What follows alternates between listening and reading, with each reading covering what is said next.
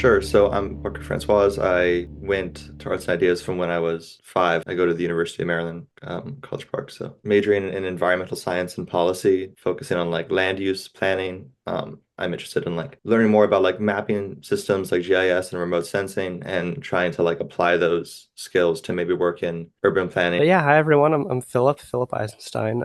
I go to St. Mary's College of Maryland currently.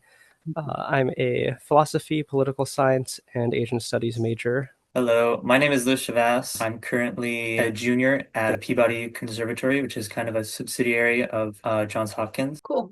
Good afternoon, everybody. My name is Tyler or Lyric for those who prefer. I attended Morgan State University on a full ride. I was in the honors program. I was also in the honors council, which helped shape the honors program. I had graduated last May. I'm working for Council President Z. Cohen at City Hall. Oh, it's wonderful. Oh my gosh. Somebody in City Hall went to Arts and Ideas. Hello, everybody. I am Bella Reese. I now go to Hollins University. I was homeschooled before then and then joined at around 12 years old. I graduated the class of 2021. I study gender and women's studies. I'm going for a certificate in leadership studies. It's called the BLI. I also study dance. I'm a senior this year, so I will be the graduation class of 2026. A major, a minor, and a certificate. Hi, my name is Declan Reese. I go to George Mason University in Fairfax, Virginia. Philosophy major with a concentration in politics, philosophy, and economics. Minoring in conflict analysis and resolution as well. The Bonner Leadership Program. I'm also a part of student government here at George Mason. I am the chair of administrative and financial affairs. How do you think you nailed getting into college? Well, I had done what is called the Common Black College application, which applies you to over 50 HBCUs for only like $20. My mom had the idea, I know what you should do. You should sing for your college application. And I looked at her like, you want me to sing? Shouldn't I just talk? And it was a whole thing. And then I did it, and lo and behold, it worked. I got the full ride. Anyone else have another admissions? I yield my floor to Chair Eisenstein. All right. My admissions process was not super smooth, but it ended up going well. I did use the transcript template, and that was extremely useful. It gave me, a document that I could fill in information for the Common App and have it, refer to something official from the school. I did need to, because at this time I hadn't taken any standardized tests, I did need to check which schools required testing and which ones didn't. And some schools have some really specific policies. So St. Mary's, for example, does not require testing unless you've gone to schools that aren't in their database, which Arts and Ideas was not. Because of that, they wanted some proof of like math literacy, which I wasn't able to give. Luckily, my admissions advisor was familiar with Sudbury schools, so I talked to them about my experience with math in my interview. I also had a small email thread with them talking about my experience with James and Khan Academy. Even though I didn't have official proof, I kind of knew up to trigonometry, which was what they wanted, and they were like, okay, we'll let you in for a semester and see how you do, and if you do well, you can stay. And I ended up doing quite well. I'm at a 4.0 average right now, so it worked out nicely. I think I'm the only one here who did the community college route. For me, going to CCBC, maybe require this for everybody, but just like a math assessment, English assessment, which is self-assessed, but to see where you place and what you can take. And so that was the first kind of, I guess, hurdle that I encountered in terms of not coming from having ever taken a math class. Like I had tried to teach myself some things through Khan Academy or going to some of James's lectures, but looking back, I don't really remember what I learned. Doing that, I was placed in like a developmental math that I had to take. In terms of like the transcript, wasn't really needed to take classes at community college, but when I was applying to transfer, I applied to like 5 or 6 different schools. Many wanted some form of your high school transcript just to be sent with you. And the main issue is that like Arts and Ideas doesn't have a school code that you can kind of just put into that box and look it up. That's kind of just part of like many application portals. I would have to leave that blank or find some code that's just for general Maryland school, and then, find the secondary email for admissions or the head of admissions and email them separately my self-assessed transcript. For UMD, and when I applied to University of Pittsburgh, was I asked you guys if you could email from your office to just send them my transcript. And then after that happened, about a week after, I saw my portal, that's checked off as a document they have. And so that was it. Otherwise, I was accepted to every school I applied to, University of Virginia and Temple and Pittsburgh. If you've done, 2 years of community college like I had, they really don't look at your high school. So I had a record of what I've been taking there, and I had a 4.0, and yeah. So I applied to all the colleges that I was looking at through the Common App. I found it really easy to like apply all the things I had from A&I onto that. I ended up applying to George Mason and picking George Mason specifically because I really wanted to get into their honors program. There's a lot of schools in the area, especially public schools, that offer honors programs that then make it so that you don't have to take gen ed. You still end up having to take a certain amount of required courses, but you can kind of put yourself into the specific ones that you prefer. I don't think there were a whole lot of requirements for me in regards to like knowing math and stuff like that. It was pretty good for me because a lot of what I had to submit was just like pieces of music that I had written. The program that I got into is very much about like music composition and in sort of the digital age, which is what I had been doing for, pretty much ever since I was like 10 years old. I had a lot of music that I was able to submit. Some of that was like made on like a computer at Arts and Ideas when I was very young. So that was really helpful. I think I had a pretty strong portfolio. I had to do an interview, same as everyone else. I did not do the community college route. I did not use the Arts and Ideas transcript. I only applied to the school that I currently attend. Also, I took a gap year, and during that gap year, I buckled down and I worked, but I also carved out a bit of time to do like personal tutoring as just like a general kind of prove it to myself type thing. Working for an entire year, I got very comfortable just being like, oh, if I just had my schooling experience be with A&I, and I go straight into just working and being an adult and trying to find out where I want to live, move to, work long term, do career oriented stuff. I was like, all right, I feel comfortable going down that route for myself. If I get accepted, I'm going to college. If I do not get accepted, I already have this backup for myself. But I did get in, and I asked to defer for a year. And they were like, boom, perfectly fine. My mom went here, so I am a legacy child. I would go to their admissions office just to have meetings over the summer if they had the time. I explained what Arts and Ideas was, and a couple of people in the admissions office were like, oh, I haven't heard of Arts and Ideas, but I've heard of the Sudbury model because I did not have the Arts and Ideas transcript to essentially take my experience at school and turn it into this is the equivalent of an XYZ class. I just filled out the extracurricular section to the 10. My application just via skimming looked interesting. So I know I was like eye-catching on paper, but I also talked to a lot of administrative people in person to explain my situation. So I got like the in-person okay that they were willing to work with me and understand where my non-traditional schooling is going to come up in the application world. And then when it actually came to turning everything on paper, there was a way for me to do it. You can explain and defend yourself in person and make those personal connections with the administration. Oh, I was self-employed. So I worked as a childcare provider for multiple families. I have been babysitting since I was very young. I'm the oldest of 4 siblings. I've been around children and babies my whole life. Look, Declan made it. It is basically taking the experience at Arts and Ideas and kind of academifying it. I put down a class called like personal financial management, running dilly dogs and stuff like that. The way that I was able to go about like finding names and like building this transcript was putting together like an idea of what it was I was doing and then Googling that and then saying college class. And then I would find something that has a very more official sounding name. For example, a class I found at, I think it was Johns Hopkins, which was called Judicial Dispute Resolution.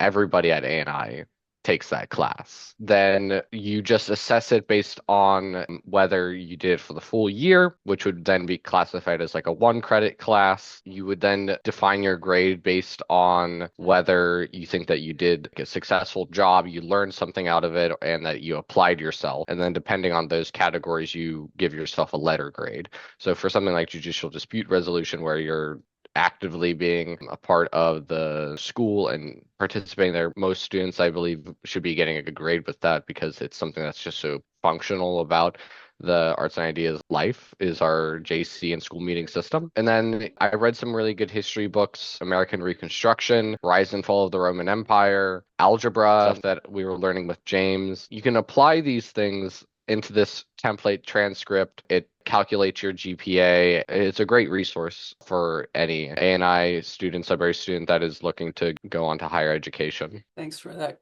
great description. And thank you again, Tyler.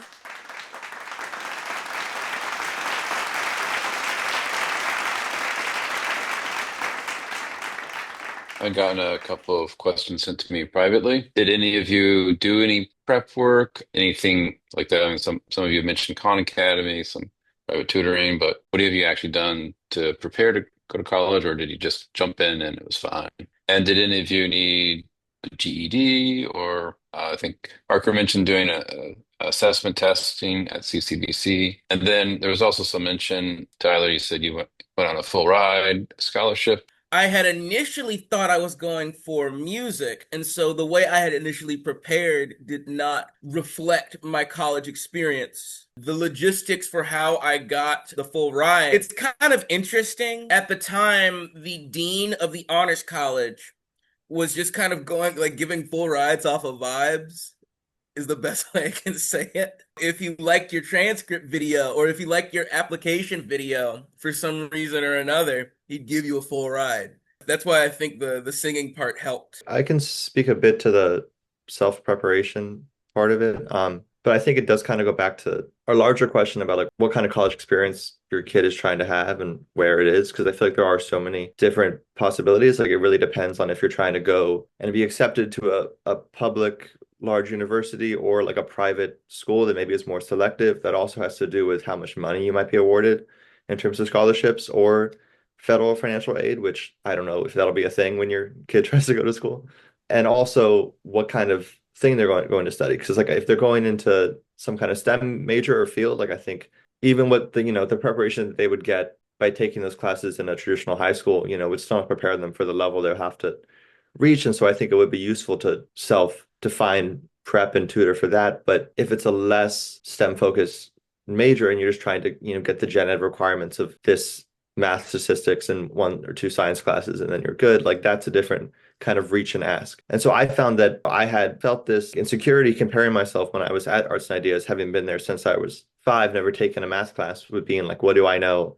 Am I where I should be? Am I going to be okay if I go to college?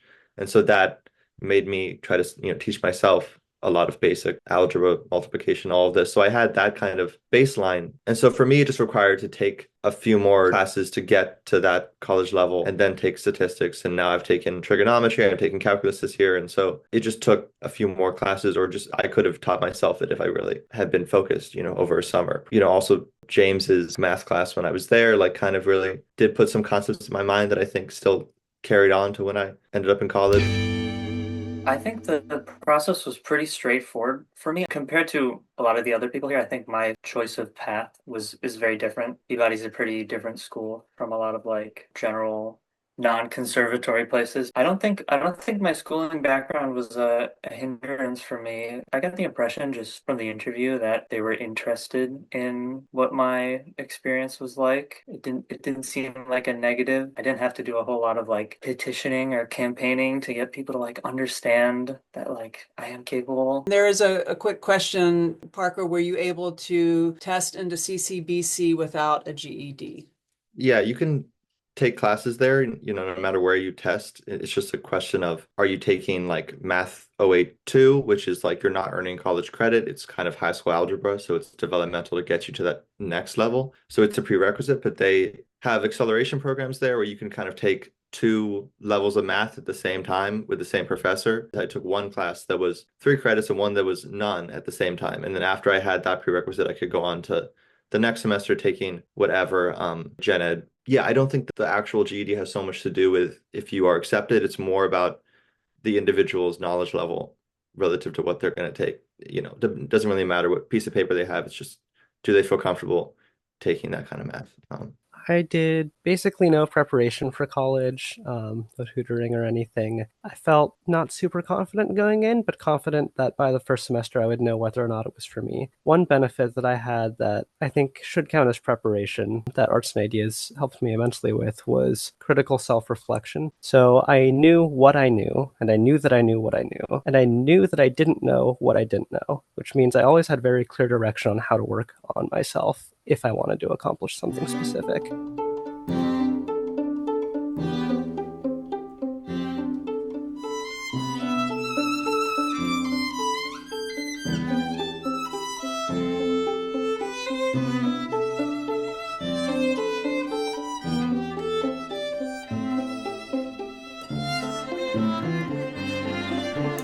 College life! How are you handling the workload? Kids who grew up being able to do what you want to do all the time. Parker, you mentioned kind of a confidence level. Any reflections on your peers at college? Do you feel like you're behind or ahead or same level? Relationships with professors? Time management is super important. I was super busy my first 2 semesters. I'm super busy right now. I'm taking 19 credits. 4 of those are a senior level seminar. The rest are upper level classes. And I'm kind of like, I feel like I have no free time. I do have free time, but it's like, it's a lot. And I think a lot of that is because I'm aiming for A's. I genuinely believe that the philosophy of arts and ideas and the Sudbury School model creates a very specific type of learner, a very authentic, because it is so in our hands from the beginning. The self-reflective nature that A and I kind of pushes you to develop at a younger age really, really does shine through a lot during like that first year of college. I think my ability to be self-reflective and know what I want and understand my own capabilities made me feel really, really normal, honestly. Something that was pointed out to me, though, by a couple of my friends that I think is very interesting regarding the way I engage with like very traditional academic requirements, such as like letter grading, test deadlines, is that very truthfully, not having gone to traditional school means that we are less burnt out than our peers when it comes to like just sitting down and making ourselves study. It's like sometimes that is like the reality of being at school. Sometimes you just have to be like, all right, I have to just like allot a huge chunk of my time and get this thing done. I was able to highly perform academically because I was able to just pour all of my time and myself into that practice. Yes. Oh my gosh. I cannot emphasize how like burnt out a lot of these people were. Just completely tired. Only there, like I knew a couple people there who were only there to party because they were just so tired of K through 12. I discovered that I actually really enjoy writing papers of all things to enjoy doing. When those came about, I didn't struggle as much as others. You know, when it came to math, I did, but I had people around me to help with that. Being in arts and ideas allowed me to take my extracurriculars a lot more seriously as well, because it seemed more so as an extension than something extra. It seemed to be part of the collegiate experience so that I could understand more about my peers, learn more about the systems that, run student government, learn more about the network and nature of administrative government in the school itself. I remember my freshman year, I made a whole chart for the school's administrative structure, so I knew exactly where to pinpoint who to talk to and how to navigate. And I feel like if I went to like a traditional school for like K through 12, I would have been too tired to do that. Who has the time to do that? I did because I enjoyed it. And I enjoyed it because it was a novel It experience. seems like Philip got kicked down. I'm here. There's 2 of me for some reason. There's 2 Philips. That's perfect. When I first came to GMU, I had a really big feeling of like imposter syndrome for a bit because joining the honors college, I was met up with people that like my roommate, all he talked about was like all his LSAT scores and how many credits they were bringing in from high school. And there's always that concern or like whisper, maybe I'm not able to go to college, maybe I'm not learning that much, maybe I like when I was younger, those were always the things that like that made me afraid, but that is also what fueled me to go prove myself, crush these classes. So having that like time management that I think that a lot of Sudbury students get experience with because they are so in control of their day-to-day life. Yeah, I think not only is a Sudbury education more of a preparation for college than many people think it is, I think a traditional high school education is a lot less of a preparation for college than many people think it is. I've had a couple friends who did very well in high school who came into college thinking like they were going to do fine, and then being completely like blindsided. I can say that, there are definitely some issues or like challenges with transitioning. I'm taking this biology class this semester that's required for my major. And like first day, like the professor's just getting right into like the content, moving really fast, talking about DNA and all this stuff that I just like, and I have a general idea of how this works and the concepts of it, but I never was, shown this or taught this in school ever. So I'm like kind of lost at the end of this first lecture and I'm like, this is kind of crazy. But then I hear other people next to me being like, well, this is actually moving really fast. I don't know this. What is she talking about? And I'm like, they went through all of high school and they're also struggling with this. So it's not that there is not any challenge or that it doesn't require, like maybe I'm gonna have to go to like a few more office hours or just make use of the materials or just re-looking at the lecture and actually reading the textbook and like just a bit more work to understand stuff that I'm just learning for the first time. But it's also all fresh in my mind. I don't have to like recall something from 10th grade. Even if there are challenges, it's really kind of equal to the challenge that I see other just normal students encountering in a college class. And I also see that like at least me and some of my other Sudbury peers who I know at CCBC like care a lot about grades for some reason. I only got A's at CCBC and the thought about getting a B like really disturbed me. And so I've like somehow really connected myself to this stuff. But then I'll talk to other students who like went to high school and they're like, whatever, like who cares? I don't know. It's just like it's just a grade or something. The people that are struggling in college are not just Sudbury students. There are people that have gone through the entire normal process of K through 12, even the traditional schoolers, they're going to be feeling it too. We're in this together as like Sudbury students, I think, because we've had this interesting experience. I mean, I had to like put together a PowerPoint to explain my school to like my floor mates my first year. And, it's a fun thing coming from this experience. It's the struggle is part of it. It's not something to be like too concerned about. Because you came from a school where you had an equal vote with the adults. I definitely feel like my A&I experience of just seeing everyone as equal, staff, younger students, peers my own age, translated very well to how I interact with my professors. That personal connection with the professors feels very normal and natural. I have had many office hour visits where I essentially very quickly explain that I did not go to a traditional high school and that I do not have the background that they might assume of me. And I have used that as an opportunity to either ask, what additional resources would you like me to make sure that I give my time to so that I'm caught up? And or do you think that like having a traditional high school experience is required for being able to handle these topics that we're going to tackle in class? And some professors have just straight up told me, no, you'll be fine. I'm in kind of a similar boat to Bella. I have really close relationships with my professors. I think because when you go to a Sudbury school, you're used to seeing adults as kind of peers in a way. You're used to kind of respecting them. I felt like I carried that with me whenever I was like in class. Like I tried to pay attention. One of my professors, I guess I was good at looking at him in the eye, because I've had moments. I mean, most people have had moments when you're like up in front of a group of people and you're talking and you kind of look around at everybody, and a lot of the time they're like looking down or like on their computer or something. But there are a couple people who will like look at you, and you kind of find yourself like just looking back at them and like only them because they're the only people who are actually like looking at you in the eye. There were a lot of moments where I would be in class and I would just like lock eyes with him for like an uncomfortably long amount of time, and I'd have to kind of like shift my gaze because I was like, I don't. It's kind of weird. Over just staring at each other in class. I had what was essentially termed like a midterm check-in meeting with one of my professors. And she goes, okay, the next thing I'm going to say I want you to take is like neutral feedback. And I'm like, I can do that. You are definitely always the first one to raise your hand and the first one to talk. And she's like, it's not a bad thing because I appreciate what you are bringing to discussion. Like that was a really good and humbling moment where I got to like realize that like other people who are a little bit shyer or people who need to reflect more on the materials before sharing might not have the opportunity to share it all. I am going to take this very neutrally. I'm not taking it as a personality hit. I'm going to take this as an experiment. I can talk as much as I want in class, but I can't be the first person to raise my hand.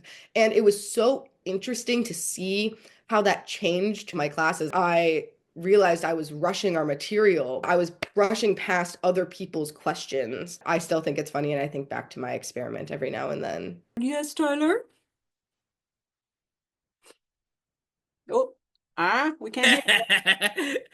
Now that I can speak, I can resonate with Bella being told, hey, you need to stop being the first one to raise your hand, as I had the same exact situation.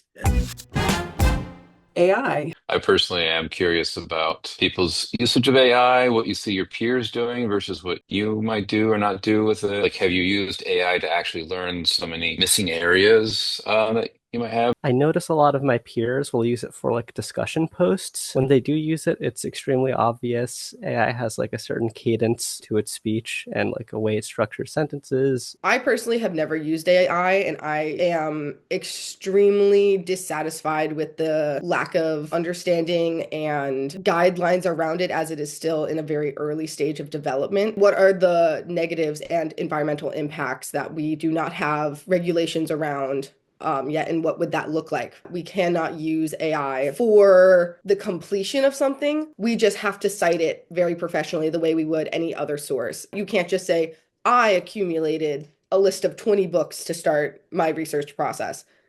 Something else did. So the citation criteria is what my school is focusing on while still continuing to have these conversations both in and outside of class. When I was trying to brush up and learn stuff to transition to community college, I mean, it wasn't as ubiquitous. And I think it also was not probably the best way for me to just learn how to pass a test. I think I'd just like to kind of be given the practice problems from the professor, the way that they're going to actually ask something or tailor it. I think it's not very useful. I think it's a negative in a lot of ways in how it's used in college. It's like I had to do all this work to get here and think very intentionally about why am I coming here.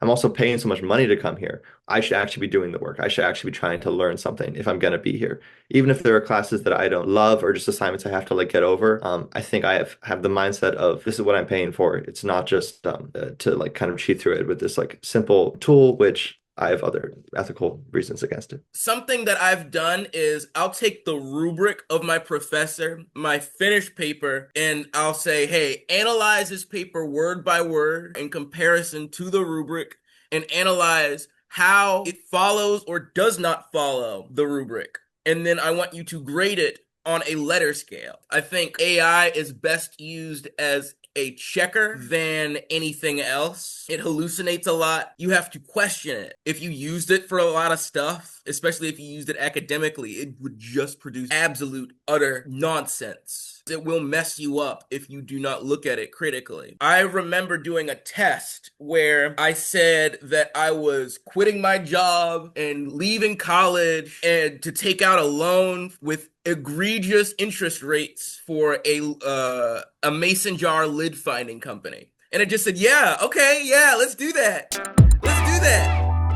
Wait, so you guys had unlimited screen time. Like, how come you're not all addicted to screens? And how can that be? Yeah, so screen time was actually great for me. I mean, okay, social media and like doom scrolling was not necessarily always great, but there are so many resources online for learning. I was able to learn so much philosophy before going into college. I was able to learn a lot of history and very niche history. Like I know a lot about first century BC Roman politics. And all of that is stuff I was able to synthesize into a theme that I could turn into something for my transcript. Man, I've watched so many video essays over the last 5 years. What's a theme? Like what's a through line in the subjects that I've learned about in this way? And it turns out I can actually speak pretty authoritatively on a lot of the things that I learned about online. Unlimited screen time had been in that regard immensely useful to me. We're so pleased that you shared your stories with us. I think it helps clear up a lot, hearing from actual Sudbury kids who are doing the college thing. We love you and we really appreciate your time here. So thank you, thank you, thank you. Bye-bye. Yeah, nice hearing from everyone. Bye, y'all. Hi, It's Dee great Dee. to see y'all. Bye, Bye-bye. It everyone. was really great to see y'all. Yeah. Yeah, see you guys.